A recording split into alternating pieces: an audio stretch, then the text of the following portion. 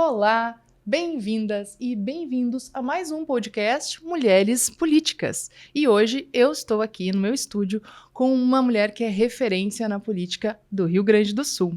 Ela foi a primeira mulher a chefiar a Polícia Civil do Estado do Rio Grande do Sul em 180 anos. Meu Deus, é uma história longa, hein?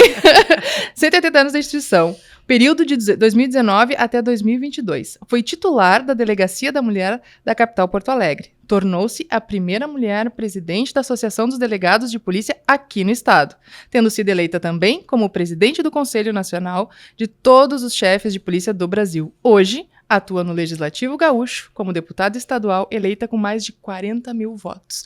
Nadine, seja muito bem-vinda. Obrigada por ter aceitado o convite e fazer parte dessa conversa com a gente. Muito obrigada, Lu. Obrigada a todo mundo que nos acompanha, né? Que tira um tempinho para nos ouvir. Muito feliz em estar aqui contigo nesse programa, poder falar um pouco sobre mulheres nesses espaços de decisão, mulheres políticas que todas nós somos, né? E é tão importante a gente poder fazer essa conexão, contar um pouquinho, tentar inspirar, quem sabe, tantas outras a ingressar nesse universo político. Esse é o objetivo, Nadine. Uma das propostas é conhecer um pouco mais a história das nossas convidadas. E eu vou começar fazendo esta provocação, não sobre esse currículo lindo que eu acabei de relatar aqui, que a gente acessa no Google, mas conta um pouquinho da tua trajetória, Nadine. A Nadine pela Nadine, como é que foi chegar até aqui? Como é que foi essa decisão de entrar para a política? Vamos começar lá atrás. Boa. A Nadine, de um município muito pequeno, né? Nascida em Getúlio Vargas, onde ainda tenho meu título de eleitora, eleita por Getúlio Vargas também, um município pequeno lá no norte do estado, entre Erechim e Passo Fundo, filha de pai e mãe, ambos professores de educação física, com muito orgulho, e a mais velha da família, porque eu tenho um irmão com 5 anos a menos, e o político da família é ele é vereador por 4 mandatos, então o universo político era para ele, não era para mim, e também a mais velha de primos que conviveram muito juntos. Eu faço toda essa trajetória porque eu acho que isso teve muito a ver com a forma como eu fui conduzindo, né, a minha trajetória pessoal, a minha trajetória profissional, e continuo, né, dentro dessa trajetória política, tentando ter o equilíbrio, tentando buscar sempre dar o exemplo, porque eu era a mais velha de todos os outros, então é tipo assim, mostra que é possível fazer,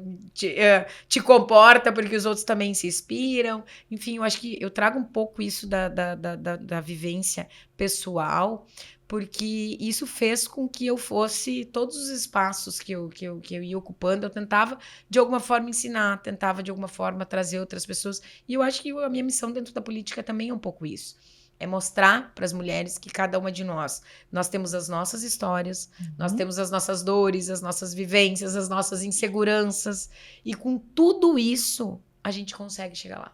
Mesmo apesar de tudo isso, né? E a trajetória depois de ser mãe, então a maternidade transforma completamente a vida da gente também. É verdade, a gente tá falando aqui nos bastidores um pouquinho sobre isso. Duas mães, né? Então, assim, quando as mães se encontram, você já viu, é mulher e mãe. O papo dos filhos sempre vem. Então, Nadine, vou aproveitar esse gancho, então, para te perguntar, ok, existem muitos desafios para a gente chegar na política, né? Para a gente acessar essas esferas de poder, de tomada de decisão. Como é que tu vê quais são os principais desafios que as mulheres enfrentam hoje para entrar na política? Como é que foi o desafio, ou o maior desafio que tu enfrentou nesse período? A política, ela é um universo masculino. Sim, quem disser que a política não é um universo masculino está mentindo ou não está querendo ver. Vamos lá, são 55 parlamentares no estado do Rio Grande do Sul e apenas 11 são mulheres, né? E contrapartida a gente tem aí mais de 52% do eleitorado do Rio Grande do Sul que são compostos por mulheres. Então, nós não estamos representadas na mesma proporção que é a sociedade. Isso é um problema? Eu não diria que é um problema, mas é algo que a gente precisa avançar. Porque quando a gente ocupa esses espaços, ninguém pode falar pelas mulheres o que uma mãe sente, o que uma mulher sente, que não nós mesmas. E tem muitos homens que defendem as mulheres, isso é ótimo e necessário, mas eu vejo como fundamental a nossa voz estar lá do nosso jeito. né? Com todas aquelas nossas características que são completamente distintas dos homens. Então, a política, ela é um universo mais masculino. Eu vou fazer um comparativo aqui, eu sou delegada de polícia há 20 anos. Quando eu entrei há 20 anos, lá em 2004, né? Eu comecei no serviço público muito antes disso, mas na Polícia Civil eu entrei lá em 2004. Quando eu ingressei em 2004, a minha turma de 50 delegados que foram aprovados, a gente faz uma academia de 6 meses e se prepara. E nessa preparação, a minha turma já foi uma turma um pouco diferente. Ela foi a única turma até agora, que não teve outra, que a gente tinha 25 homens e 25 mulheres. Coincidência do concurso público. Né?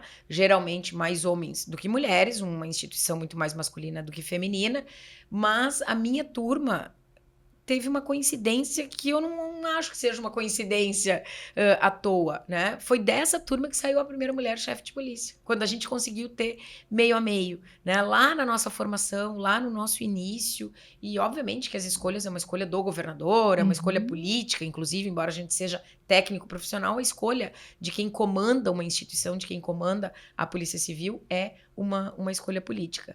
Mas eu cheguei de uma forma muito natural. Então, eu traço esse paralelo porque quando eu resolvi deixar a chefia de polícia, ingressar no universo da política e conseguir ser eleita, às vezes eu até me pergunto como, não sei, mas vou contar. Eu ingressei na política e agora eu olho para trás, outro dia eu comentei com várias pessoas, eu voltei 20 anos no tempo. Eu voltei 20 anos no tempo. Porque o que eu passei lá atrás como delegada de polícia numa instituição há 20 anos atrás, que eu atendia no balcão e me dizia muito obrigada, moça, eu quero falar com o delegado, né? E eu tinha que entrar no gabinete e dizer, por favor, senhor sente, então vamos conversar aqui dentro do gabinete. Aí as pessoas, opa, já tem delegada de polícia no município. O que eu passei lá, né? Tô dando esse exemplo, é mais ou menos o que a gente passa às vezes na política. Porque a política, ela é um universo ainda mais masculino do que a própria segurança pública e a polícia hoje. Não tenho a menor dúvida. Ah, isso é culpa dos homens? Não, ninguém tá querendo achar culpa, que é culpa das mulheres, porque não se colocam à disposição. Não, não é culpa, isso é cultural, isso é histórico, isso tem que ser rompido ao longo, né, das nossas trajetórias. Mas a sensação que eu tenho é essa. Voltei 20 anos no tempo e comecei tudo de novo, num outro lugar. Essa questão da autoridade é o maior desafio? Foi pra ti o maior desafio? Cara, eu sou mulher, tô aqui, essa cadeira é minha, os votos são meus, tô eleita ou não? É diário. A gente todo tem que dia. afirmar diariamente isso. Né? Eu sou a única parlamentar do meu partido como mulher. E olha, se eu olhar as outras bancadas, praticamente todas têm uma representante, quando tem.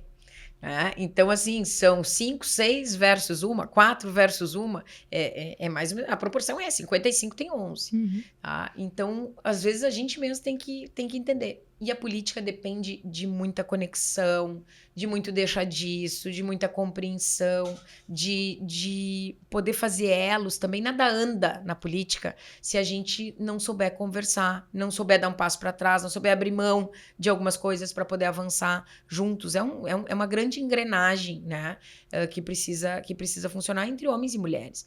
E o fato de ser mulher, muitas vezes, talvez a maior dificuldade é porque os momentos em que se tomam as decisões políticas, isso vem mudando, tá? Mas os momentos em que se tomam as decisões políticas, eu vi isso na campanha, tá? A campanha, qual é o momento que tu mais engaja?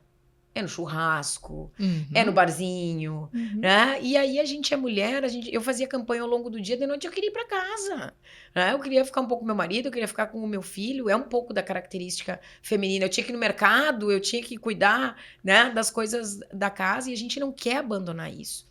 E o homem, ele se sente mais livre, né? Tem uma mulher, a concorrência é bem desigual aí, né? Tem uma concorrência difícil, né? Então, isso eu senti muito na campanha. A gente sente um pouco agora dentro também. Outro dia, me aconteceu um episódio ano passado que eu conto isso, porque eu disse assim, eu me manifestei numa comissão e daqui a pouco um parlamentar, depois que eu falei, ele disse assim, não, o que a deputada quis dizer e repetiu. E eu fiquei... Sabe? Talvez outra fosse. Eu fiquei parada pensando assim, gente, eu tô ouvindo isso. Isso é verdadeiro. Nós estamos em 2023, que foi o ano passado. E ele está explicando, né? Ele está explicando o que eu quis dizer. E E talvez assim, eu não sou daquelas rebeldes Pois então, como é que tu radicais, lida com assim. essas situações? Eu assim? lido muito bem, mas eu gravo, Aham. entendeu? Eu não sou daquelas que devolve na mesma moeda, diz, não, alto lá. Talvez até, às vezes me diz, não, tem que te posicionar, né, mais ferrenhamente. Eu não fiz isso na polícia, eu consegui chegar onde eu cheguei. Então, eu acho que cada um tem as suas características. Não é a minha característica, a característica do embate, mas eu gravei. E deixei, assim, num olhar muito específico, como quem diz assim, não gostei, não concordei, e depois eu me manifestei de novo. Mas sem... ele entendeu. Aham. Tá? Então, eu sempre lidei muito assim. Né? Claro, tem momentos que a gente realmente tem que verbalizar. E é um exercício eventualmente diário, tem que né? firmar a posição, mas às vezes assim, é num olhar, numa atitude, ou assim, deixa passar, vai voltar e diz assim, te lembra quando tu disse isso internamente, sem ser na presença dos outros, né? Então, acho que é muito a característica de cada um sabe como pode lidar, é o meu jeito, né? É um jeito que na minha visão eu gosto, não me machuca. Tu te sente à vontade. Eu me sinto à vontade, eu marco a minha posição muito bem. Mas nem sempre, eu acho que cada uma tem o seu jeito, e isso que é o importante, né? Fazer com que a gente ande sempre à frente. Eu penso assim, às vezes eu dizia, se um sorriso, né, resolver, sorria e continua andando, né? Te barraram, tá, mas agora eu vou fazer um escândalo porque me barraram. Não, eu sorri e dizia, eu vou entrar mesmo assim, tá? E tô indo e vai lá, obrigada, até a próxima. Cada uma tem um jeito. O meu jeito é esse, foi o jeito de ir galgando os meus espaços, e eu vou me manter assim. Eu acho que a política também precisa, e as mulheres precisam compreender isso. Elas não podem perder a sua essência. Ninguém pode. Isso não é só para mulher. Né? Acho que a política... Hoje a gente tem muitos personagens, hoje a gente tem muito uma rede social que às vezes exige, né, um posicionamento mais rígido, mais contundente.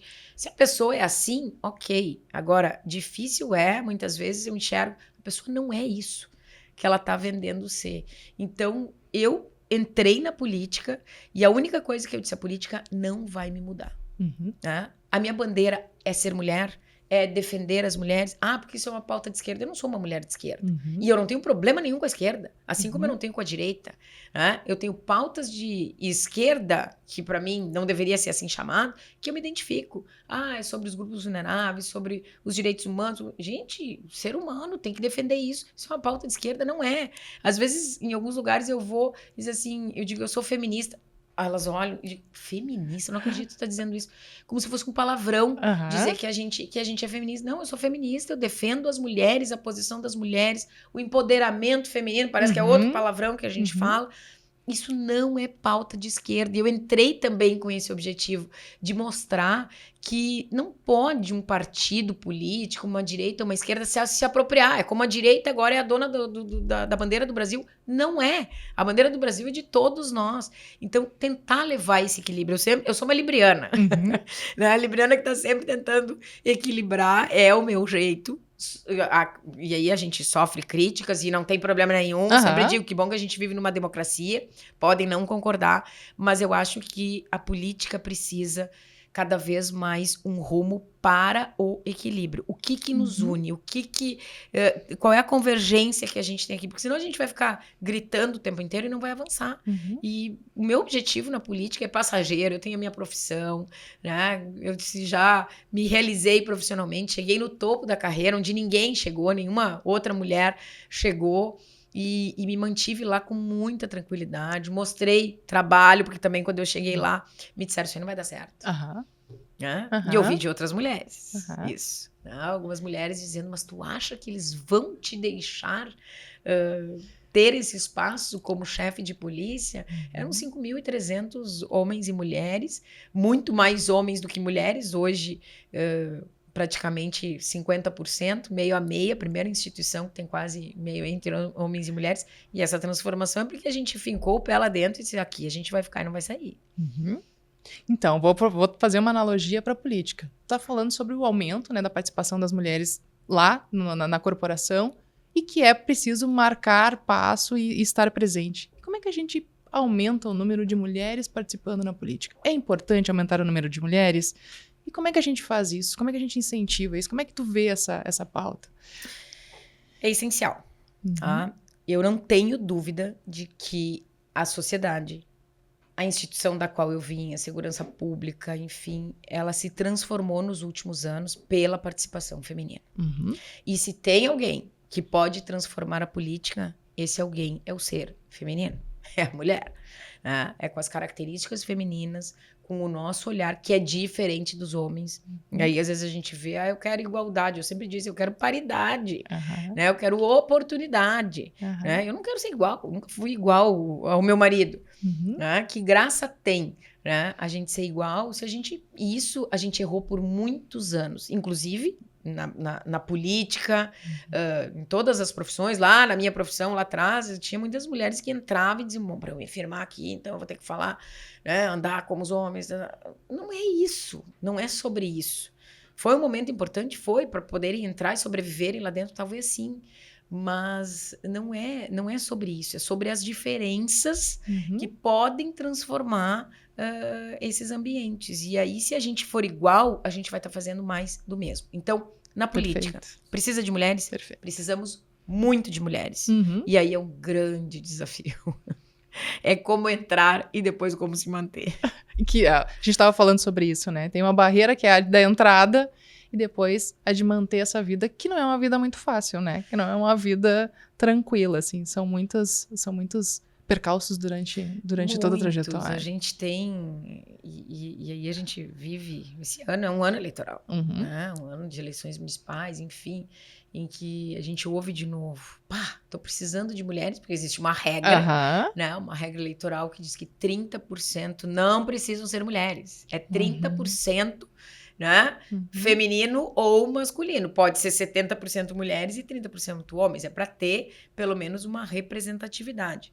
É difícil, porque para a mulher é mais complicado. Como é que tu vê esse indicador dos 30%? Qual é a tua opinião sobre essa cota, assim? Eu acho que ela é importante. Eu não gostaria que tivesse, mas ela ainda é importante. Ela ainda é necessária.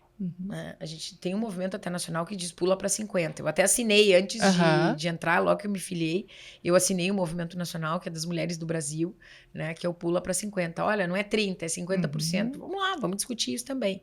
Eu não queria que tivesse isso, tá? Mas é necessário, porque se não tiver isso, eu espero que isso termine o mais rápido possível. Que seja assim, bom, agora quem quer mulher quer vir concorrer, venha concorrer.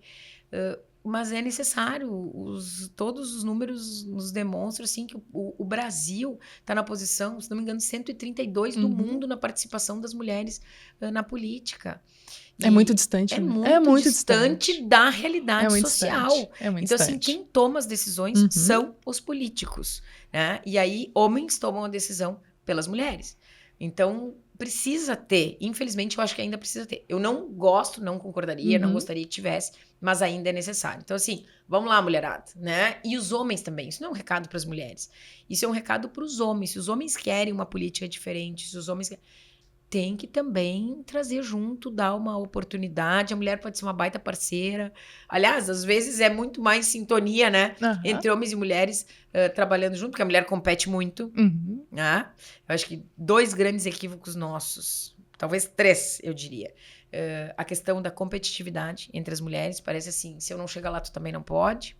Tá? E aí vou trazer aqui, a gente estava falando sobre isso, Olimpíadas, né? Bacana ver uma Simone Biles e uma Rebeca que treinam junto, que competem, que estavam disputando, tá? Ganhou, cara, reverencia, né? Faz a reverência, é uma mulher, né? Uma de nós que tá ali, talvez para ela, a outra já tinha ganhado muito mais medalhas de ouro.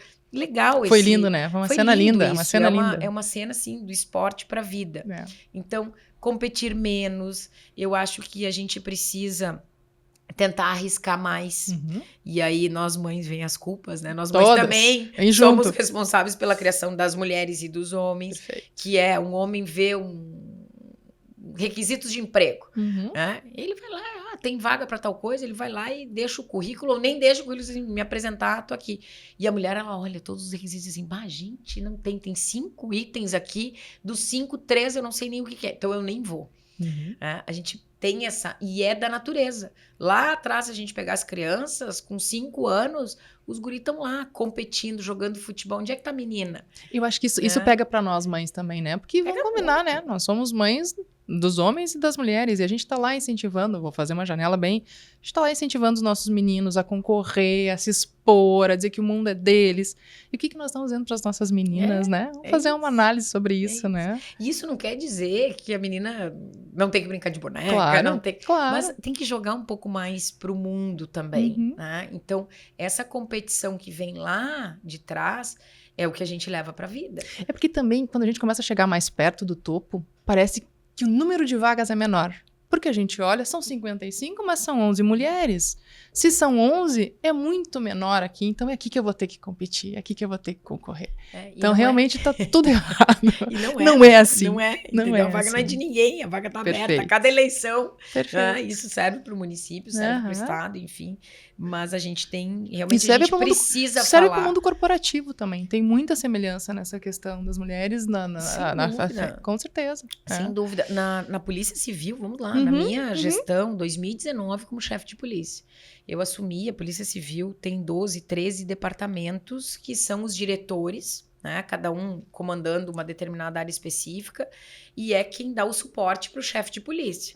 Então, assim, são 12, 13 pessoas que tocam a instituição junto com a chefia. E eu disse, eu quero mais mulheres. Só que ao mesmo tempo que eu dizia, eu quero mais mulheres, mas eu não quero fazer isso numa cota. Vamos lá, me dá todo... Quem são os delegados e as delegadas? Esse foi o movimento que tu fez. Foi o movimento que eu fiz. Que legal. Né? Quem são os possíveis candidatos a serem diretores? Tem certos requisitos, precisa estar no último grau da carreira, enfim. Né? Coloca todo mundo aqui. Quem tem condição? Tá? Gente, ficaram 6 homens e 6 mulheres. E não foi, claro que eu queria muito, eu simplesmente olhei, sabe? Não foi uma escolha assim, não, aqui não vai ele porque eu tenho que colocar ela. Não fiz isso, tá? Mas assim, quem tem condição? Puxa vida, tem 6 aqui, mulheres que têm condição. Vamos dar oportunidade. Nunca uma mulher tinha comandado um departamento de homicídios no Rio Grande do Sul. Nunca uma mulher tinha comandado o departamento da região metropolitana, Porto Alegre, região metropolitana, que é um dos mais pesados de todos. Então, assim, a gente sempre servia, é para criança e adolescente, ou é para a academia, que é o pensar, o preparar, o capacitar. Eram esses espaços que as diretoras de departamento ocupavam. Então, pela primeira vez na história, em 180 anos de história, né, a gente teve mulheres diretoras ocupando esses departamentos. E o bom é que elas continuam. Tá? Já não tem mais essa mesma proporção, né, na atual chefia, e ok, né, são escolhas. Mas a gente tem uma proporção que diz assim, elas já chegaram lá, elas estão lá, e é pela capacidade delas e não pelo sexo, né, pela questão do gênero feminino. Então, eu acho que esses movimentos também a gente tem obrigação. Quando a gente consegue chegar no topo de um lugar, a gente tem por obrigação tentar puxar tantas outras e dizer, vem cá, né? Tu é capaz? Não é pelo fato de ser mulher, tu é capaz? Vem cá.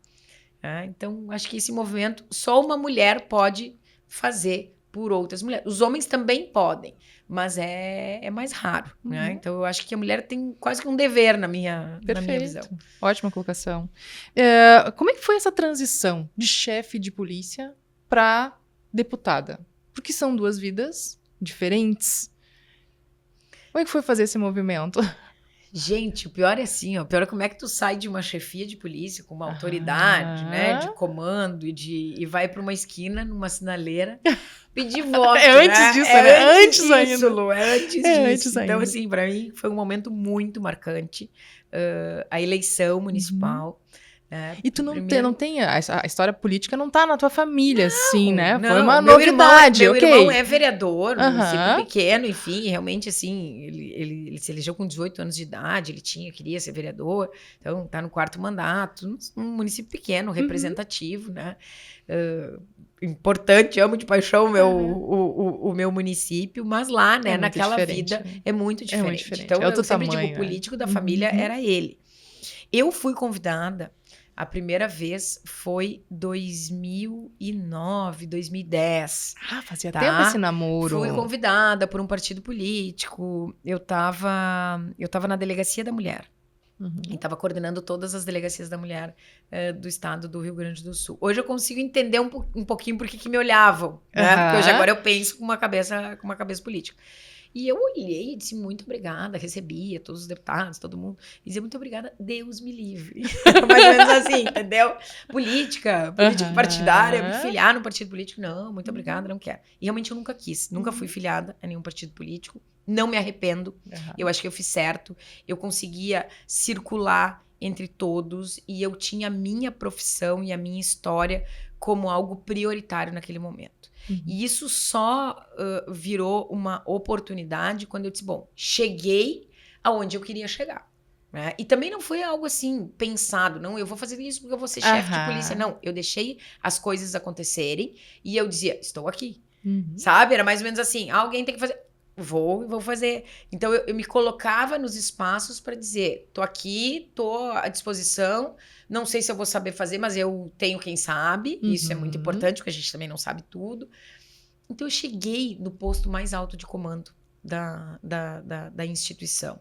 A segurança pública, vi muito a segurança pública numa virada de chave muito importante, em que a gente vinha com indicadores de criminalidade. Gente...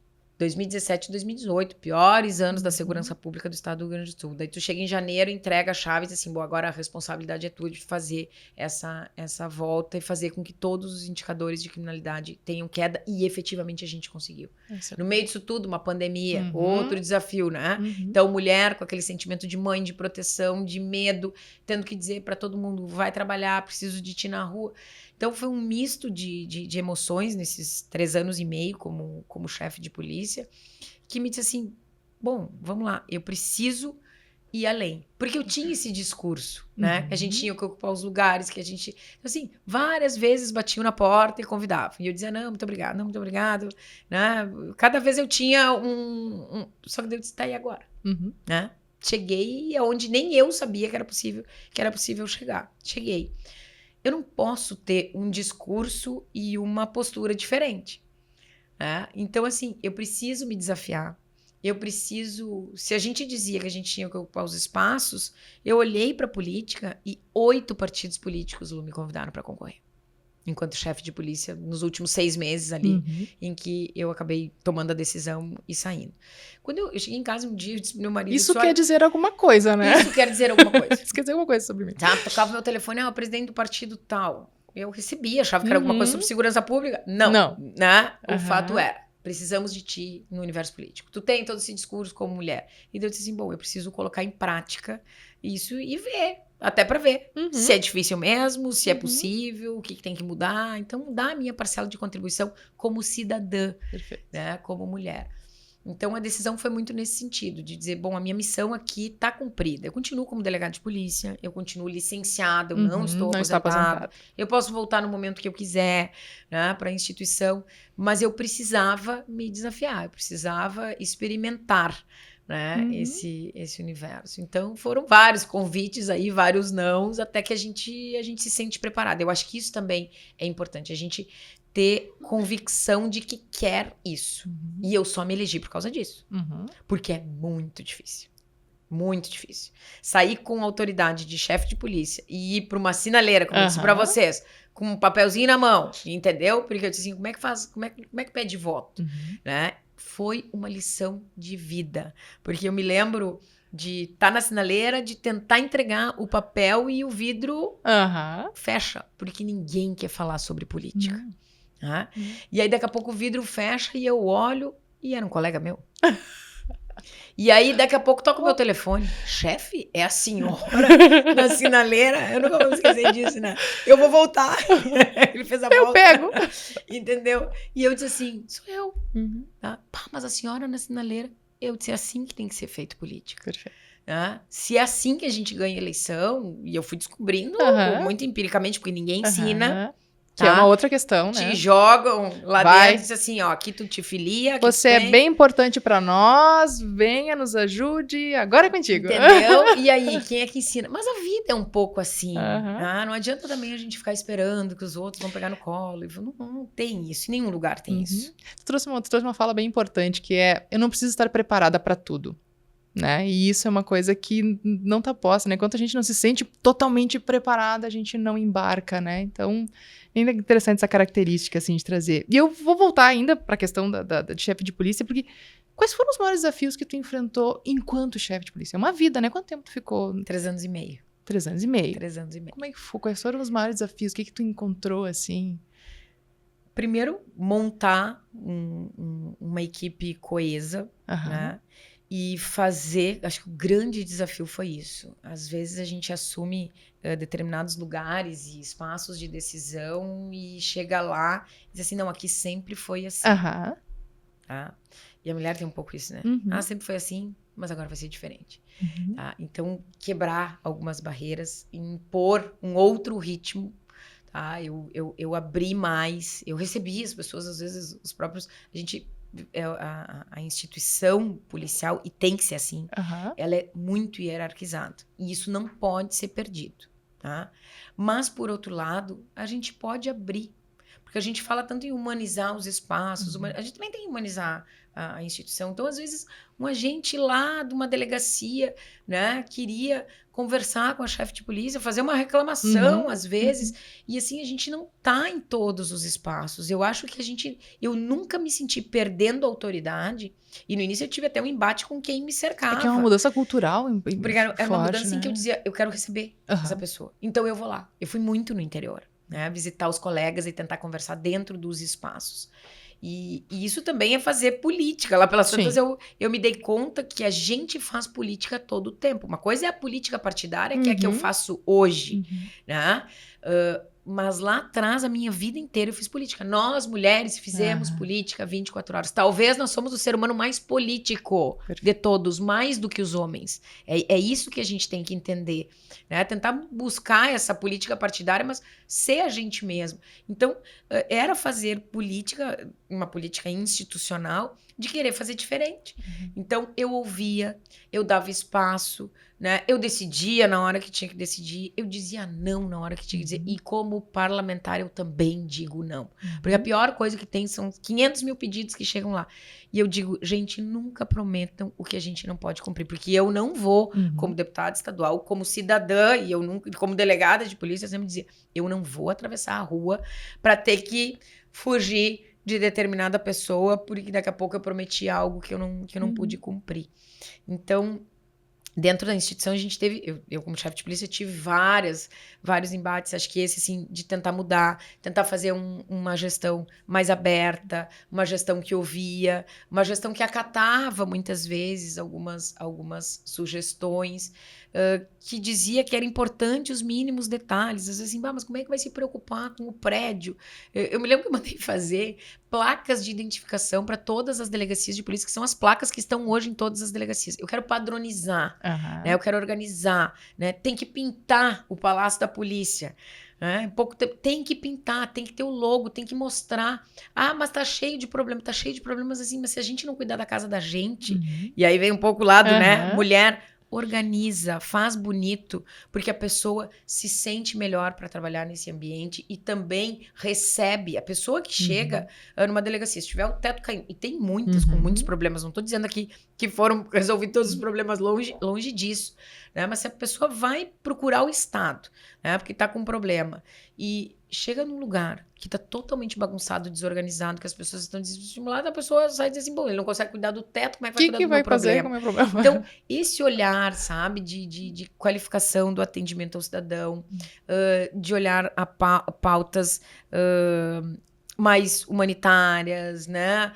De criação de uma delegacia de intolerância que a gente criou. Ah, por que precisa? Precisa, né? Mas, ao mesmo tempo, criei a divisão de combate à corrupção. Então, eu tentava equilibrar, assim, o humanizado com algo firme e forte, para dizer assim, porque nós mulheres somos assim, né? A gente é firme quando tem que ser, mas a gente coloca embaixo do braço e abraça. Então, a minha grande dificuldade foi fazer com que eles entendessem, tá? Que criar um selo e as delegacias amigas dos animais era tão importante quanto uma delegacia de combate à corrupção, uma delegacia contra as organizações criminosas, que nós abrimos várias no interior do estado. Isso é importante, isso é forte, isso mostra força, sim, mas isso aqui também é importante. Então, meu grande desafio foi fazer esse equilíbrio. Quando eu inventava alguma coisa, inventava a sala das margaridas, tem que ter agora uma margarida, porque humaniza uma frase dentro das delegacias que diga proteção e respeito. Tá, mas pra que essa bobagem de escrever isso? Sim, porque é isso que o policial tem que lembrar que tem que dar pra mulher, e é isso que a mulher, quando colar, né, entrar na delegacia e ler, pô, é isso que eu preciso, eu quero respeito e proteção, entrei aqui pra buscar isso. Isso é uma bobagem? Não. Eu ouvi muito, né? Sim. Vai cair. Não vamos fazer. Não sei. E eu ia com aquele meu jeito, dizendo isso é importante, isso vocês vão ver que vai ter retorno. E por outro lado, trazia uma outra, tentando o equilíbrio. É isso que falta na política, na minha visão. Sabe? Equilíbrio. Nós estamos vivendo os extremos. Sim. Tá? E esse extremo, minha mãe que diz, as pontas só servem para amarrar, porque a gente não consegue construir muitas às vezes coisas. A gente acompanha essas discussões e a gente fica no mundo das ideologias, no mundo das crenças, e o problema em si não é nem discutido, né? O problema em si às vezes nem entra na pauta. Assim, é isso, se a gente sentar vamos olhar o problema para discutir as nossas diferenças, e eu não estou dizendo que não tem que ter, a direita e a esquerda, é fundamental que tenha a direita e a esquerda, é fundamental que exista um centro, né? É fundamental que se exista uma democracia para poder conversar. Agora, os extremismos, na minha visão, é que é o grande problema. Porque quando tu tem o extremo, tu não consegue sentar e discutir aquilo que te aproxima. Sim. E aí não avança. Sim. Porque fica ou é isso ou é aquilo. Porque a política também é do mundo das paixões, né, Nadine? Muito. É do mundo das paixões. Muito. E aí a gente se identifica só com as nossas pro futebol, crenças. Já não perde isso. mais, eu acho. Acho que nem pro futebol perde mais do jeito que tá. Sim. E não é isso. Se a gente começar a caminhar na rua, eu fiz campanha, eu converso com as pessoas, eu continuo indo, né, nos municípios. Assim, se a gente falar com a maioria das pessoas, as pessoas não querem isso. Não. As pessoas não querem, as pessoas querem saber assim, o que dá para melhorar na segurança, o que dá para melhorar na educação, o que dá para melhorar na saúde, como é que melhora o meu município, como é que faz a estrada. Não é à toa que tem ninguém quer falar sobre política, né? É ano eleitoral, vamos falar sobre política. Não, gente, o tema ele vai aparecer muito mais forte na população lá pertinho da eleição, porque nós precisamos tomar uma decisão sobre o voto. E é isso. É no dia do voto, no dia anterior. Então, assim, em quem é que eu vou votar. A gente precisa trabalhar a educação, né? A gente precisa trabalhar a política no dia a dia, o entendimento de que ela faz. Ela não pode ser uma coisa que tá num espectro que eu não consigo alcançar. Porque é isso, né? Tá tão distante de mim que, cara, vou usar ela em algum momento, assim, por isso né? que a gente tem que aproximar mais, falar sobre isso. E nós somos mulheres políticas, não é partidária. Nós somos mulheres políticas. Então, é um assunto que tem que estar cada vez mais latente dentro dos lares. Antigamente os homens, né, diziam, bom, aqui em casa vamos votar todo mundo no fulano. Sim. Hoje já não é mais assim. Claro, se todas as mulheres votassem em mulheres, nós teríamos no mínimo 50% de mulheres nos espaços. E eu tenho batalhado muito por isso e dito muito, mulher vota em mulher. É porque a gente cresceu dizendo, mulher não vota em mulher. Sim, se votasse, realmente seria mais 50%. Mas eu tive muito voto de mulher. E assim, tive votos de homens. Então, mulheres votam em mulheres, mulheres apoiam mulheres e homens apoiam mulheres também. Acho que é esse movimento que a gente tem que fazer e levantar de alguma forma, né? Mas, claro, a mulher tem que querer. Né? Não pode entrar também numa cabeça, eu vou lá só para cumprir a cota. Aí não dá certo, não vai dar certo. Eu confiei muito, eu falava muito, eu dizia, olha, os outros 54 que lutem, porque uma vaga é minha. Eu lembro que o primeiro dia que eu disse isso, tinha um deputado que já estava no 4º, 5º mandato, ele olhou assim, me disse assim, mas tu tá confiante, hein? Porque nem ele acreditava que eu ia chegar lá. Claro que eu chegava em casa e chorava, porque dizia, tá dando tudo errado. Essa confiança, ela vinha entendeu? E voltava. É natural, entendeu? O que eu fui fazer? Por que eu fui largar né, a polícia e me meter na política? E são altos e baixos a política, é isso. Né? Mas a gente tem que ter autoconfiança, tem que querer e tem que ser a gente mesmo. Muito bem. Nem tudo, né, na nossa carreira são flores. Né? Certamente no teu período também passou ali como delegado, também não foi. Pode compartilhar com a gente alguma situação que foi frustrante ou que não funcionou, não foi exatamente como tu imaginou que seria, não foi o resultado esperado? O que tu aprendeu com isso?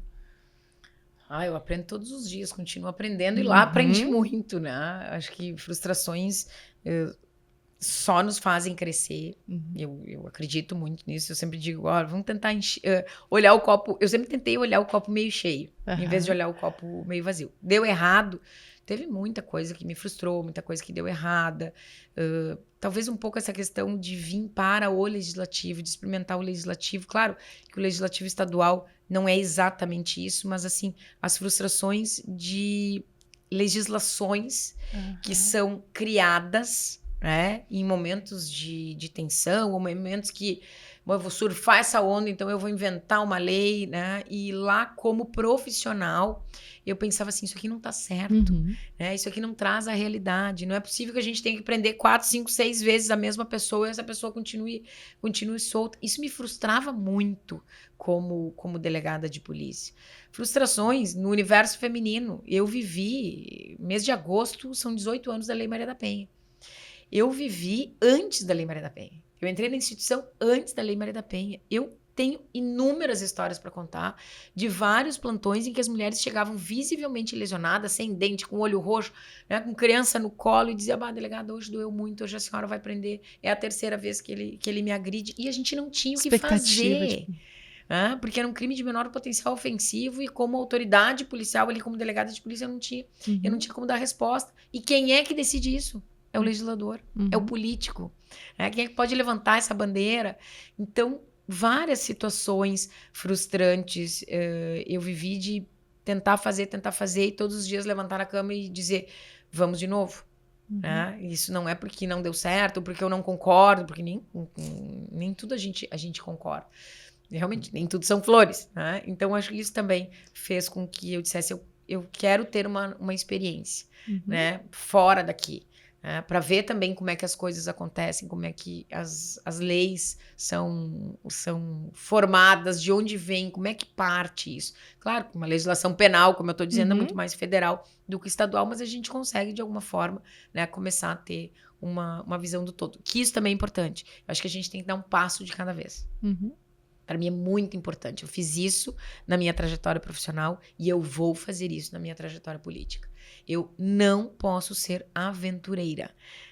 Eu preciso ir devagar, eu preciso ir aprendendo, eu preciso me sentir, obviamente, segura. Não quer dizer que eu vou saber tudo, eu não vou me jogar. Sim, a gente tem que se arriscar, como eu disse. Mas o mínimo de querer aquilo, eu acho que é fundamental. A gente tem que querer estar naquele espaço. A gente começou a falar sobre a questão da polícia e eu vou trazer para dentro da violência contra a mulher, que é uma pauta que tu trata sempre, né, com muito cuidado, com muito carinho, né? Para ti, quais são os principais desafios enfrentados no combate à violência contra a mulher no Rio Grande do Sul e quais medidas que tu consideraria mais eficazes? Agora que tu viveu um universo, agora tá vivendo o outro, que é do legislativo, né? Sabe, Lu, que são vários fatores que fazem a gente tomar as decisões. Estou falando da minha vinda para a política e um dos fatores é exatamente isso. Eu trabalhei 7 anos na Delegacia da Mulher, eu coordenei todas as delegacias da mulher, eu levei isso como bandeira, como chefe de polícia também, né, criando espaços, enfim, tentando dar importância a esse tema, que esse tema merece, mas é o grande desafio da segurança pública. Se a gente pegar investigações de tráfico, investigações de homicídio, a gente sabe como fazer, a gente sabe como diminuir, e se a gente pegar violência contra a mulher, é um desafio. Acontece dentro de 4 paredes. Não tem muitas vezes não consegue saber quem é a vítima, quem vai ser a próxima vítima. Vamos lá, vamos pegar dados. E dados positivos, porque são indicadores que diminuem 110 mulheres mortas vítimas de feminicídio no Rio Grande do Sul em 2022. Aí baixa para 87 em 2023. Aí baixa para 28 este ano ainda, até agora. Então, tudo leva a crer que a gente vai ter um ano melhor. Mas são 28 mulheres este ano que foram mortas pelos maridos ou companheiros. Gente, isso é insano, né? Era insano eu ouvir, matei ela porque ela não ia ser mais minha, então não podia ser de mais ninguém, um sentimento de posse e de propriedade. E o que faz com que essa mulher não saia desse relacionamento? Então, tudo isso, né? E olhando todas as políticas de segurança pública que foram feitas, me levou a ter certeza de que tem algo que é isso aqui que nós estamos falando. É a independência da mulher. Econômica, né? A independência financeira, mas a independência de autoestima e de dizer, eu quero empreender, eu quero ser dona da minha própria vida, eu quero ter o meu espaço, me respeita, né? Eu te respeito, claro que tem que ter, né? E isso a gente só consegue através de estímulos, de políticas públicas de empreendedorismo feminino. Eu não acredito em mais nada, porque eu disse, eu sou uma que em 20 anos tentei fazer de tudo. Acho que a gente já evoluiu muito, obviamente que evoluiu. Estou trazendo dados estatísticos que demonstram que a gente vem melhorando, né? Muito do esforço também da polícia, né? De todas as políticas públicas, enfim. Mas tem algo que vai mudar, e esse algo é as mulheres estarem nesses espaços, as mulheres se sentirem empoderadas, que não é um palavrão. Fala um pouco mais sobre essa ferramenta, porque a questão do empreendedorismo feminino, ele tá nas tuas bandeiras, para além da questão da violência contra a mulher, né? O empreendedorismo, ele tá dentro do discurso. Mas surgiu ali. Mas então... Surgiu para dizer fala um pouquinho, vamos que falar... ferramenta é essa? Eu acho que... E é o empreendedorismo no sentido lato, né? Às vezes também se confunde. Ah, a Nadine tá falando sobre empreendedorismo e ela é uma servidora pública, como é que é? Não, eu sou empreendedora. Toda essa minha trajetória é... Eu estou empreendendo na minha vida, na sociedade, no meu jeito. Nós somos empreendedores, nós temos que ter esse empreendedorismo nesse sentido lato. Quando eu criei uma frente parlamentar do empreendedorismo feminino. Porque todo mundo achou, ela vai criar uma frente parlamentar pelo fim da violência contra a mulher. E eu disse, eu não quero mais falar de violência contra a mulher. Eu não quero mais falar de dados estatísticos, eu não quero falar mais do que está faltando, né? E obviamente que a gente precisa falar sobre isso, só que a vida inteira a gente vem falando, né, que precisa mais delegacias, e aí querem mais delegacias, precisa uma política. Nós precisamos que a mulher saia de casa, então que ela compreenda que fazer o bolo lá no final do dia e vender para as amigas, isto é empreender. Né? Que ela ficar em casa como dona de casa, mas ter a sua autonomia, ela é empreendedora da sua vida. Tá? É ter o seu espaço, é conseguir entender o papel dela, né? Como mulher, como protetora, como, né? Enfim, o eixo da família. E que não é o marido que está ajudando. Às vezes eu dizia, meu marido me ajuda muito. E ele me ajuda muito. Né? Mas a gente divide as tarefas porque o mundo atual necessita disso, né? A gente sai, a gente divide as tarefas com o filho, a gente divide todas as tarefas, e isso é o bacana. Isso é ser uma empreendedora, né? Não precisa sair de casa. Como é que a gente aborda esse assunto? É educação? É educação. É mudança cultural, é estímulo, tá? A gente precisa estimular. Agora, nas enchentes, por exemplo, tive uma reunião com a junta comercial, né, do Rio Grande do Sul, a presidente, a gente conversou e disse como é que nós vamos fazer com que as mulheres empreendedoras, que perderam tudo, então é uma cabeleireira lá, gente, fechou o salão, perdeu tudo, e agora? Como é que ela faz? Né? É a que vende os doces, não sei o que, não tem mais. Então, assim, eu fiz até um ofício até para Brasília, como presidente da Frente Parlamentar do Empreendedorismo Feminino, pedindo que as taxas, a gente não teve retorno ainda, mas eu cobro, que as taxas, por exemplo, as taxas das MEIs, das empresas individuais, que é 80, 100 reais por mês para manter as MEIs, que fosse pelo menos por 6 meses ou um ano, né, para as empreendedoras femininas. Obviamente, a gente pediu, né, esse olhar, porque tem muitas mulheres empreendedoras no Rio Grande do Sul que foram atingidas, fosse de alguma forma, né, não cobra pelo menos essa taxa, deixa a pessoa se reerguer. Então, eu acho que a política vem nisso, né, da gente tentar estimular, abrir linhas de crédito, para que as mulheres possam efetivamente tocar as suas vidas. Por quê? E aí vou trazer só um parênteses ali em relação às enchentes. Eu comecei para dentro dos abrigos, e quem é que estavam ficando nos abrigos? Quem é que ficou dentro dos abrigos? Mulheres e crianças. E ali a gente viu a realidade. E aí a gente começou a ouvir falar, porque as mulheres também estão sendo vítimas de assédio, vítimas de... E aconteceu. Né? Nada do que não acontece dentro de casa, dentro de 4 paredes, mas que ficou visível para todo mundo. E aí a dificuldade baixou a água, né? Os homens foram à luta. Né? Vou lá, vou recuperar, E como é que a mulher faz com 3 filhos dentro de um abrigo, que os abrigos não ficavam com as crianças, porque assim, a responsabilidade é tua e não tinha mesmo como, né? Mas enfim, como é que a mulher limpa a casa? Como é que a mulher volta? Eu vivi isso agora, há pouco tempo. As mulheres, eu entrava nos abrigos e elas me diziam, deputada, eu tô aqui, eu já não tenho mais água lá em casa, eu gostaria de voltar, mas eu tô com 3 pequenos aqui.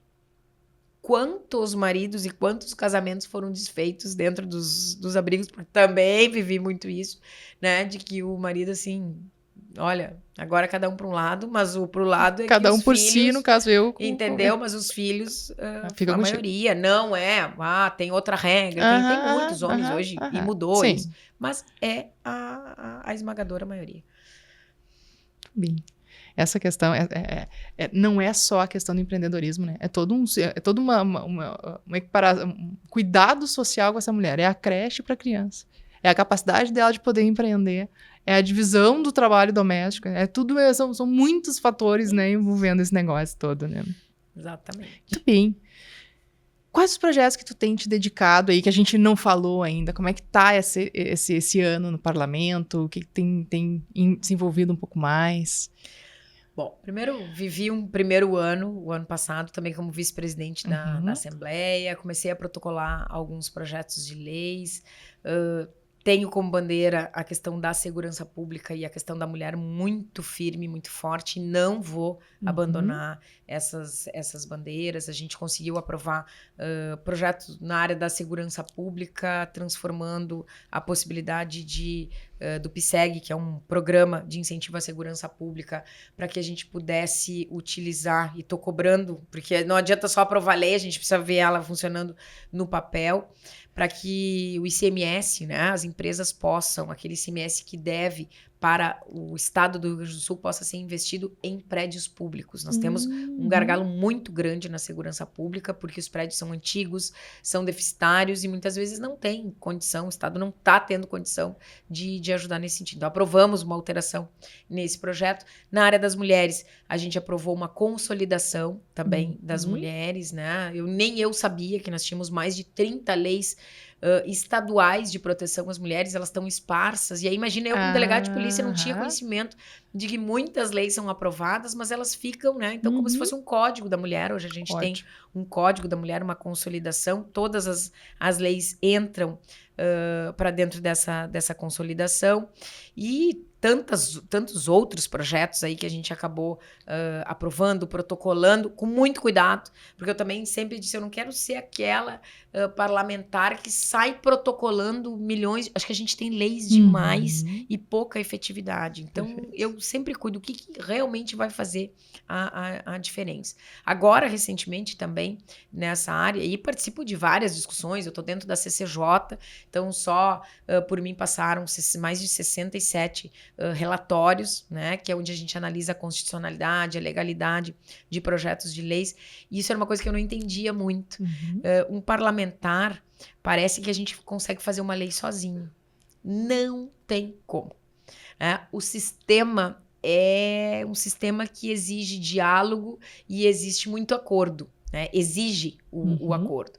Porque tu protocola um projeto de lei, esse projeto de lei vai passar numa comissão de Constituição e Justiça, vai passar por um outro colega parlamentar relator que pode dar favorável ou não, vai ser votado dentro dessa comissão, se ele passa ou não. Depois ele vai para uma comissão de mérito para analisar, né? Bom, quanto ao mérito, né? É constitucional? Ok. Quer dizer, não está contra as leis, né? A tua propositura vai agora para o mérito. E no mérito, o que isso vai mudar a vida das pessoas? E aí tu tem que construir, também lá com o relator, tu tem que construir os votos para depois ir para o plenário, para ter a maioria dos deputados. Então, é um sistema, claro que a gente conhece, sabe, eu sou do universo do direito, mas na prática é muito difícil aprovar um projeto de lei. Então eu tenho aí 5 projetos de leis em 1 ano e meio de mandato, vários outros. O último agora, que é em relação à saúde, e aí foi algo que me chocou muito.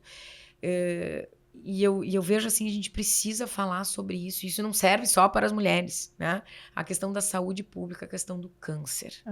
Hoje, a gente tem um índice no Rio Grande do Sul, isso não é de hoje, mas é algo que a gente precisa estancar de alguma forma. O câncer de mama, que acomete muito mais mulheres do que homens, mas acomete também os homens, né? É um grande desafio para todas as famílias.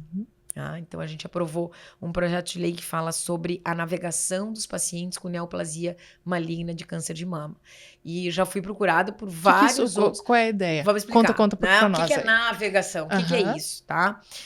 Na prática, nós temos muitas diferenças. E aí tem diferença econômica, diferença cultural, entre a sociedade como um todo.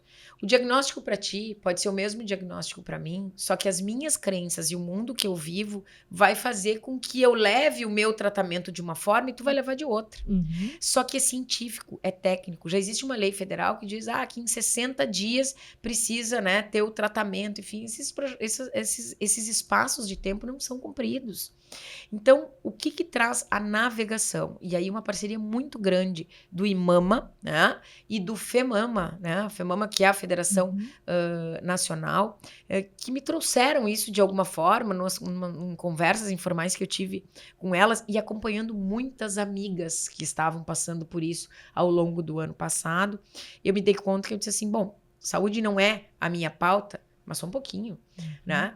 Tem mulheres, tem mães, tem familiares. É minha pauta, sim. E tem que ser a pauta de todos nós. Porque é o grande desafio. Eu acho que quem está aí vivendo uma eleição, inclusive municipal, se não trouxer essa pauta, né, do câncer e do que nós vamos fazer com o câncer, porque todas as pessoas, num determinado estágio da vida, infelizmente, estão sendo diagnosticadas. A gente está praticamente vendo isso. Todas, é um exagero, mas é grande, o número é crescente. Nós vamos ter que olhar para esse problema de forma diferenciada. E a navegação é criar um atendimento mais humanizado e individualizado. Tá? Foi diagnosticado, a gente cria o que se chama por exemplo, o profissional navegador, um enfermeiro navegador. Este enfermeiro dentro do hospital, ele vai ser responsável por saber quem é a Lu, por saber quem é a Nadine. Tá? Eu acompanhei um caso de uma mulher que foi diagnosticada com câncer de mama, que toda a família negou. E dizia, ela está em depressão. E as gurias do IMAMA enlouquecidas, tentando achar um parente, e acharam um parente fora do estado para dizer, olha aqui, ó, essa pessoa vai morrer. Porque ela não está sendo tratada, ela não acreditou ainda, os familiares também não entenderam a grande demanda, e a gente não vai pecar em avisar, pelo menos, o resto da família. Então, são crenças, são momentos distintos. Então, a navegação é fazer com que o tratamento da Lu seja diferente do da Nadine pelas características, mas o que é a essência da navegação? É fazer com que chegue até no fim. Nós estamos perdendo muitas vidas porque as pessoas não conseguem fazer os seus exames, não têm os prazos, que tem prazos já na lei, mas respeitados, que desistem no meio do caminho, que não sabem qual é a próxima etapa e aí já se desesperam antes. Então, assim, aquela história de chegar vitoriosa lá na frente só vai ser possível se a gente tiver alguém dizendo, agora vai acontecer isso. O próximo passo é outro passo. Então, é fazer com que os pacientes de SUS, com que os pacientes... Porque, às vezes, tu tem um profissional médico que te dá uma orientação melhor, mas isso agora é lei, né? Agora precisa colocar no papel, o governador já sancionou, tem funcionado em outros estados, são 5 outros estados que também estão engatinhando, mas alguns que estão um pouquinho mais na frente já dizem, olha, a mortalidade caiu mais da metade. Por quê? Porque eu peguei a Lu e disse, Lu, tu vai fazer isso, depois vai acontecer aquilo, depois aquilo, né? E tu tem que chegar até o final, porque aí o teu índice de sucesso vai ser muito maior. Então, a pessoa se sente mais amparada, consegue enxergar, bom, vai acontecer isso, que não é o que acontece na prática, né? As pessoas são empurradas ou atropeladas e depende muito do próprio paciente estar impulsionando. E a navegação é diferente. A navegação é fazer com que o Estado, como um todo, tenha a responsabilidade de ir empurrando esse paciente até o fim. Então, é mais ou menos isso, né? Tentando ser bem didática. E o outro projeto também, que está em andamento, está na CCJ, para ser... já passou na CCJ, está numa comissão de mérito. É a possibilidade de quem tiver alguém na família com a genética, né, tiver um câncer de mama, que os familiares tenham a oportunidade de fazer o exame genético, porque isso é prevenção. A gente tem que entender, hoje é muito caro fazer esse exame genético, né? A gente praticamente não consegue, as pessoas não conseguem fazer esse exame genético e depois os familiares acabam tendo câncer. E aí gera um círculo e um custo gigantesco para o Estado. Então o Estado tem que se dar conta de que é antes, né? Se eu tenho alguém, uma irmã, uma mãe, eu sou potencial, é isso, é genético, né? É científico. Eu preciso fazer alguma coisa para fazer frear com aquela estatística, porque a pessoa vai virar mais uma estatística. Então, esse é outro projeto também, que eu quero aprovar o mais rápido possível e deixar esses dois, né, dentro dessa área e mais do que isso, fazer sair do papel, que é o grande desafio. Muito bom. Nadine, a nossa conversa está chegando ao fim. E eu não ia fazer uma pergunta, mas todo mundo quer saber, e eu vou aproveitar este gancho e vou dizer, Nadine, por que não concorrer à Prefeitura de Porto Alegre? Ai, Lu, tenho respondido aí em vários lugares que eu ando e fico muito feliz, sabe? Fico feliz, assim, pela receptividade, fico feliz pela torcida. Tem gente que ainda me pergunta, teve debate, eu não te enxerguei. Porque... Havia uma expectativa grande, Havia uma expectativa, mas eu me manifestei desde o início. Sim. Né? Eu disse que eu sou muito transparente. Se eu não gostar, pode ter certeza que eu vou dizer que eu não gostei. Eu vou enxergar nos meus olhos que não é pra mim. Eu fico muito lisonjeada, né, por ter sido convidada pelo meu partido, por ter sido convidada pelo governador várias vezes ter se manifestado, né, que eu seria o nome na capital gaúcha. E eu deixei muito claro, mesmo lá atrás, que não era a minha vontade. Eu sou movida a desafios. E olha que esse seria um grande desafio ser a primeira mulher prefeita da capital. Não digo que um dia não serei prefeita, não é isso. Mas o momento... Lá no interior a gente usa muito assim a altura dos meus tamancos também, né? Que foi aquilo que eu disse. Não é não se jogar, porque poderia ter me jogado, poderia estar caminhando nas ruas, mas é o querer, é o brilho no olho, é a verdade, que é o que eu acho que dá certo. Eu entendi que não era o meu momento. Eu ainda não vivi tudo que eu preciso viver dentro do parlamento como deputada estadual. Eu caminhei nas ruas dizendo, eu estou saindo da chefia porque eu quero ser deputada estadual. Eu fui convidada pelo governador para ser secretária de segurança do governo. E eu também disse não. Olha, dizer não 2 vezes pro governador é ruim, né? Mas eu sou corajosa, tá tudo certo. Eu disse pra ele, eu preciso te dizer outro não. Porque... são escolhas, né? E eu acho que a gente não pode perder essa verdade, essa coerência. Eu caminhei, fiz campanha dizendo que quero ser deputada. Como é que eu quero ser deputada? Eu me elejo num primeiro mandato. Isso não quer dizer os que são eleitos e depois viram secretários. Já tiveram a experiência no parlamento. Ok, vai contribuir, né, de outra forma. Mas eu não tive essa experiência. Eu caminhei e pedi para ter essa experiência. É um voto de confiança. Então, como é que eu vou olhar para trás em menos de 1 ano e meio e dizer assim, não, eu queria ser, mas agora eu quero ser... E tá bem, é do jogo, né? Quem faz isso não é a Nadine. Então eu ia deixar de ser a Nadine. E eu disse lá atrás, quando eu me filiei no partido, quando eu vim para o universo da política, eu disse, tem uma coisa, é que a política não vai me mudar. Todos os dias eu levanto e digo, olha, lembra quem é a Nadine, aquela que nasceu lá, que teve toda... É aquela Nadine que tem que estar aqui, a mesma Nadine que tem que estar aqui na política. Então, não era o meu momento, não foi uma decisão muito pensada, né? Eu me sinto extremamente lisonjeada com o convite. Não digo que um dia não serei, né? Mas não era o meu momento. Deixar o parlamento, que eu ainda não aprendi, né? Como funciona totalmente, como é que é esse universo da política, ser uma voz feminina, uma voz de mulher também lá dentro, para me jogar numa aventura, porque eu, né, enxergo assim também, numa aventura de comandar uma capital, que para mim isso é muito simbólico. Né? Não é assim. A gente precisa estar muito segura, assim, para realmente tu assumir um executivo, assumir uma prefeitura. Eu acho que a gente tem que ter todo um carinho, e eu tenho o maior carinho com a capital, né? Eu teria que ter transferido o título, meu título é lá de Getúlio Vargas, mas eu moro em Porto Alegre há muito tempo, eu fiz mais de 12.500 votos em Porto Alegre, sou muito grata e vou continuar trabalhando por Porto Alegre. Né? Eu sou uma parlamentar que mora aqui, que defende Porto Alegre, que vai cobrar o que tiver que cobrar, mas não é o meu momento, né? Então, uma decisão super tranquila para mim, foi super tranquilo. Agradeço, né, a todos que, enfim, ficaram na expectativa e que dizem isso, né, de que por que não? Mas estou super feliz, assim. Não era o meu momento. Acho que a gente tem candidatos aí que vão tentar, de alguma forma, tentar encontrar... Espero que tentem encontrar o equilíbrio, né? Porque vai ser, de novo, uma eleição extremamente polarizada. E eu vou estar ali para ajudar, né? Como parlamentar, como cidadã porto-alegrense, que eu sou também com muito orgulho. Então, ainda não. Foi uma decisão minha, pessoal e familiar. Nadine, tu inspira muitas mulheres. Quem são as mulheres que inspiram, na política ou fora dela, que inspiram a Nadine?